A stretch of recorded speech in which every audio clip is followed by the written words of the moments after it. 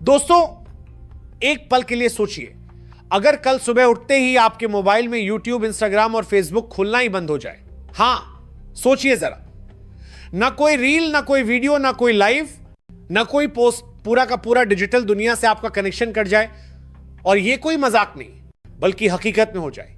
भारत सरकार ने अमेरिका को ऐसा झटका देने का प्लान बना लिया है कि इन तीनों ऐप्स पर ताला लग सकता है। और यह खबर वॉशिंगटन के गलियारों से लेकर दिल्ली तक हलचल मचा चुकी है।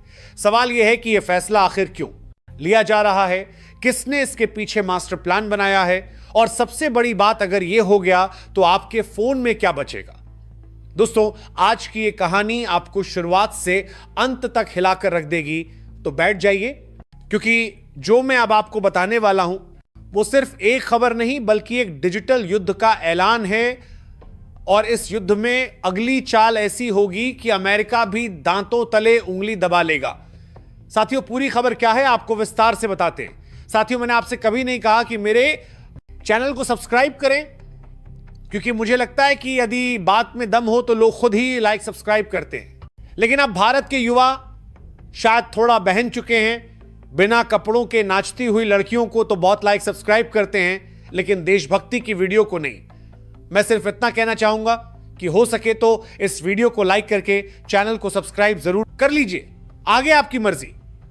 चलिए खबर पर लौटते हैं। तो दोस्तों, कहते हैं ना कि अगर पलटवार करना हो या फिर किसी चतुराई से यू टर्न लेना हो तो पहले दुनिया अमेरिका को देखती थी, उसके तरीके को अपनाती थी, उसकी रणनीतियों को बाइबल मानती थी। लेकिन अब जमाना बदल गया है, अब तस्वीर बदल चुकी है, और अब जो उदाहरण बाकी देशों के सामने है वो है भारत। क्योंकि इस बार अमेरिका नहीं बल्कि भारत ने चाल चली है, और ऐसी चाल चली है कि अमेरिका की सबसे बड़ी टेक कंपनियों की नींव हिल गई है।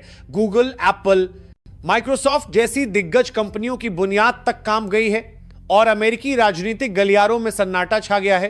क्योंकि भारत ने जो डिजिटल पलटवार किया है वो न सिर्फ आर्थिक था बल्कि रणनीतिक भी था।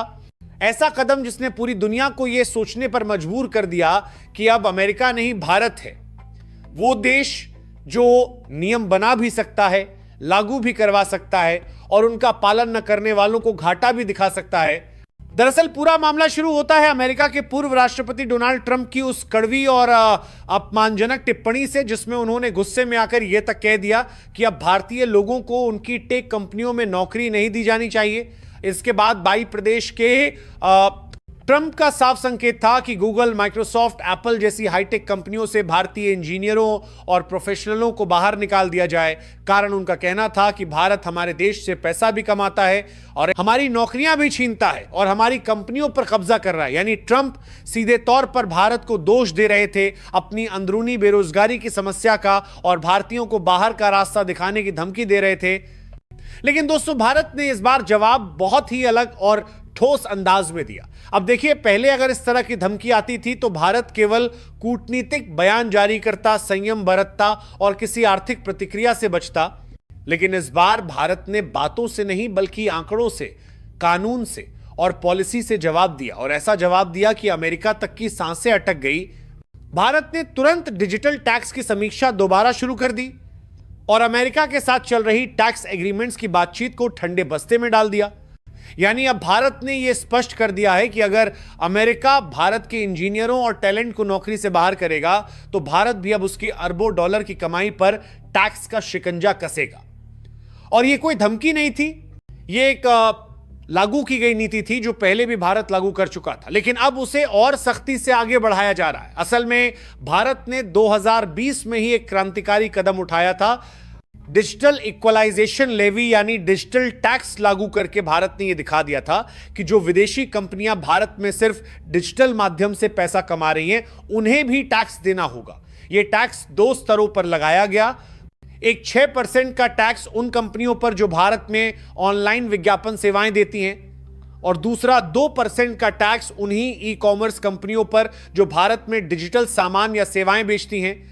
यह एक ऐतिहासिक कदम था, क्योंकि इससे पहले विदेशी कंपनियां भारत से अरबों की कमाई करती थीं, लेकिन टैक्स के नाम पर वो बहाना बना देती थीं कि उनका भारत में कोई स्थायी कार्यालय नहीं है, इसलिए टैक्स देने की जरूरत नहीं। लेकिन भारत ने कहा कमाई भारत से हो रही है तो टैक्स भी भारत में देना पड़ेगा। अब जब ट्रंप ने हाल ही में भारतीय इंजीनियरों को अमेरिका से बाहर निकालने की धमकी दी, तो भारत ने भी चुपचाप नहीं बैठा, बल्कि उसी डिजिटल टैक्स को और आक्रामक तरीके से लागू करने के संकेत दे दिए।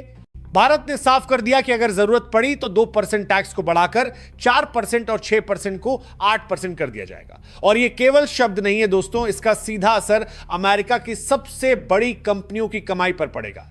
आइए आंकड़ों की बात करें तो अकेले गूगल हर साल भारत से लगभग 4,000 करोड़ की कमाई करता है, अमेजॉन लगभग 35,000 करोड़, एप्पल 1,000 करोड़ से ऊपर और मेटा यानी फेसबुक और इंस्टाग्राम 1,500 करोड़ से ज्यादा का रेवेन्यू जनरेट करती हैं। इन सभी कंपनियों का मिलाकर देखा जाए तो भारत से इनका कुल वार्षिक रेवेन्यू करीब 1.2 लाख करोड़ से भी ज्यादा है। और अब अगर भारत इस टैक्स को डबल कर देता है तो इन कंपनियों को हर साल हजारों करोड़ का घाटा झेलना पड़ेगा। अब आप सोचिए कि भारत स्थिति को सिर्फ भावनात्मक स्तर पर नहीं बल्कि आर्थिक और रणनीतिक स्तर पर कैसे हैंडल कर रहा है। पहले अमेरिका यह मानकर चलता था कि भारत जैसे देश सिर्फ टेक्नोलॉजी खरीदने वाले होते हैं, नियम मानने वाले होते हैं, लेकिन अब भारत खुद नियम बना रहा है और अमेरिका जैसी ताकतों को मजबूर कर रहा है कि वो उन नियमों को माने। और यही बात अब अमेरिकी संसद में चर्चा का विषय बन चुकी है। अमेरिकी प्रतिनिधिमंडल भी सोचने पर मजबूर हो गया है कि भारत आखिर कब इतना चतुर रणनीतिक बन गया और कैसे वो उसी खेल को खेलने लगा जो अब तक अमेरिका खेलता आया है। आपको जानकर यह भी हैरानी होगी कि जब भारत ने यह टैक्स लागू किया तो अमेरिका ने तुरंत WTO यानी वर्ल्ड ट्रेड ऑर्गेनाइजेशन में शिकायत कर दी। अमेरिका का कहना था कि भारत का डिजिटल टैक्स भेदभावपूर्ण है और उनकी कंपनियों को टारगेट करता है, लेकिन भारत ने वहां भी दमदार जवाब दिया।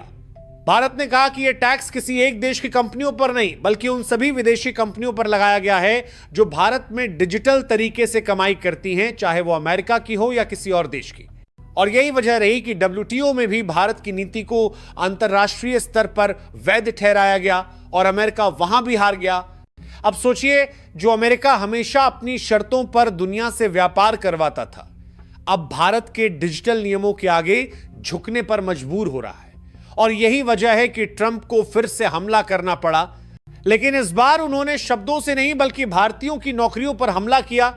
लेकिन इस बार भारत ने सिर्फ एक सरकारी बयान नहीं दिया बल्कि एक ठोस पॉलिसी से जवाब दिया, जिससे अमेरिकी कंपनियों को यह एहसास हो गया कि भारत अब केवल एक बाजार नहीं बल्कि एक ताकतवर नीतिकार देश बन चुका है। और इस पूरी कहानी में एक बात बिल्कुल साफ है कि भारत अब सिर्फ रिएक्शन नहीं देता बल्कि प्रोएक्टिव होकर कदम उठाता है। और दोस्तों, इस पूरी लड़ाई के बीच एक और बड़ा ड्रामा तब सामने आया जब भारत के रणनीतिकारों ने अमेरिका के डिजिटल प्लेटफॉर्म्स को लेकर एक खतरनाक प्लान पर चर्चा शुरू कर दी।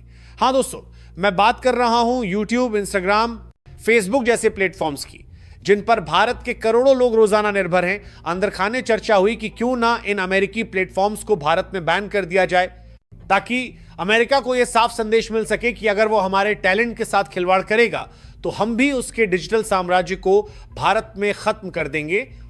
लेकिन फिर जब इस आइडिया को गंभीरता से परखा गया तो यह सामने आया कि भारत की जनता का एक बड़ा हिस्सा अपनी रोजी रोटी, शिक्षा, मनोरंजन और जानकारी के लिए पूरी तरह इन प्लेटफॉर्म्स पर निर्भर है। अचानक इन्हें बंद करने का मतलब होता करोड़ों भारतीयों के जीवन और रोजगार पर चोट करना, और भारत अपने ही लोगों को नुकसान पहुंचाने वाला कदम नहीं उठा सकता था, इसलिए इस प्लान को यहीं रोक दिया गया। लेकिन दोस्तों, यहीं पर मोदी सरकार ने एक और चाल चली, एक ऐसी चाल जो अमेरिका को सोचने पर मजबूर कर दे। भारत ने सोचा कि हम इन प्लेटफॉर्म्स पर हमेशा निर्भर क्यों रहें, क्यों ना हम अपना खुद का राष्ट्रीय डिजिटल इकोसिस्टम बनाएं, एक ऐसा सोशल मीडिया और वीडियो प्लेटफॉर्म जो भारतीय हो, भारतीय कानूनों के तहत चले और जिसे कोई बाहरी ताकत बंद ना कर सके।